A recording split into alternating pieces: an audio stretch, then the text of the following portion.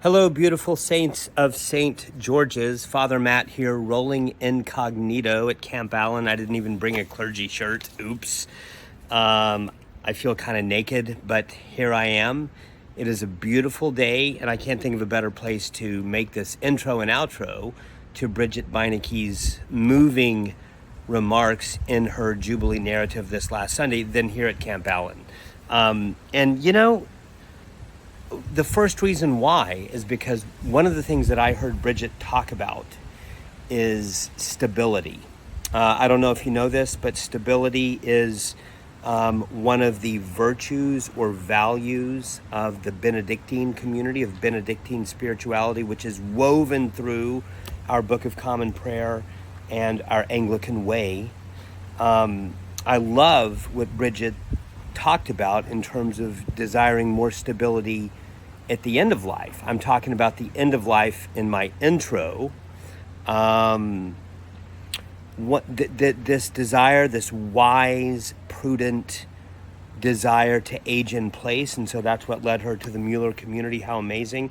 Whenever she put down those roots at Mueller and embraced that stability, allowing her to age in place, she received a second kind of community, a second kind of stability, that is, namely the stability of relationships, the stability of a welcoming, tight-knit community in the form of St. George's. It's amazing.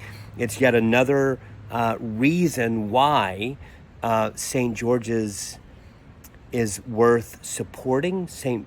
George's is worth continuing to give ourselves to holistically. Hold that thought. Enjoy Bridgette's remarks, and I'll see you in just a moment. What I want to do right now is invite everyone to come forward for some birthdays and anniversaries, and especially our wonderful Jubilee narrator today, Ms. Bridgette Beineke. If y'all could all come forward, we're gonna celebrate some birthdays and anniversaries, I hope. Unless we have none. Do we have none? Going once? Going twice?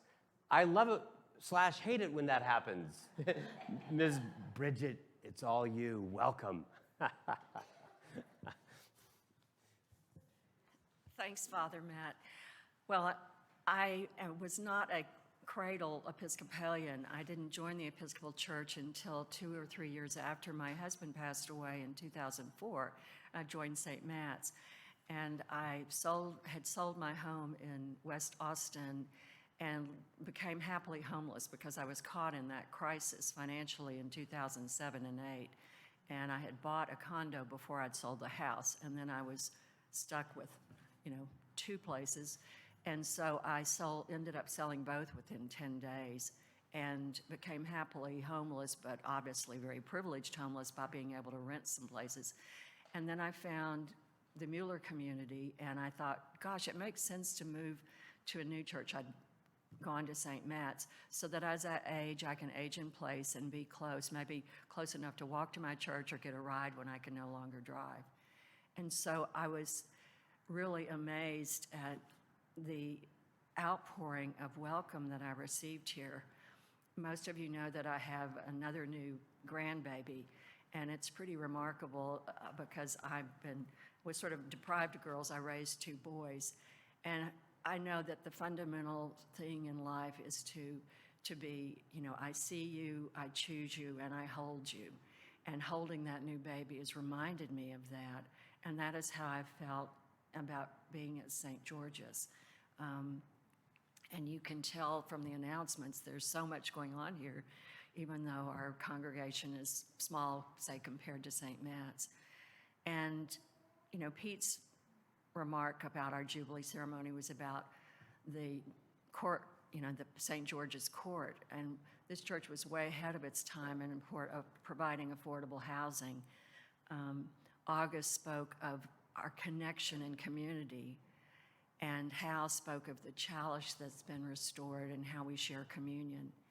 And so what came to mind for me was the last few years I've been able to use my background and gifts to help the school.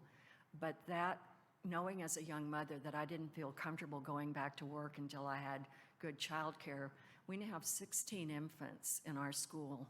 And the school is a ministry of the church. all of you agreed to let Clayburgh Hall be used temporarily. We went through that long saga of delays in getting permits and approvals, and everything seemed to go at glacial speed. And so I just want to say that, from our collect today, it's, that we ask God Almighty, will help us increase our gifts of faith, hope, and charity. And I noticed in the bulletin today, this came out, and we were asked, to not just celebrate what we're going to give monetarily, but what we want to see beyond and how we are going to pledge what we'll be doing with our time and talent. So I just want to express gratitude, and I am confident. The psalm that we read today helped me change my thoughts a little bit. It says, "How dear to me is your dwelling. The sparrow has found her a house, and the swallow a nest where she may lay her young." And so we're doing all of that, and I know confidently that we'll continue. Thank you. Okay. Wow. Just so unbelievable. I mean, Bridgette mentioned this promise card. We're calling it a promise card, not a pledge card. Quick side note, you've heard the phrase, "This ain't my first rodeo." Well, when it comes to stewardship, this is my first rodeo.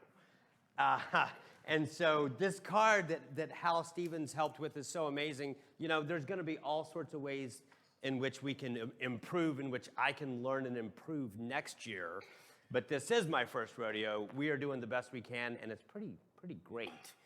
But I love what Bridgette said, not just mentioning the promise card, and also you probably have received a postcard in the mail, but building on our speakers so far, Mr. Pete Siebert, Mr. August Dolan Henderson, Mr. Hal Stevens, Miss Melissa Eason Bracken last Sunday, and now Bridgette Beineke.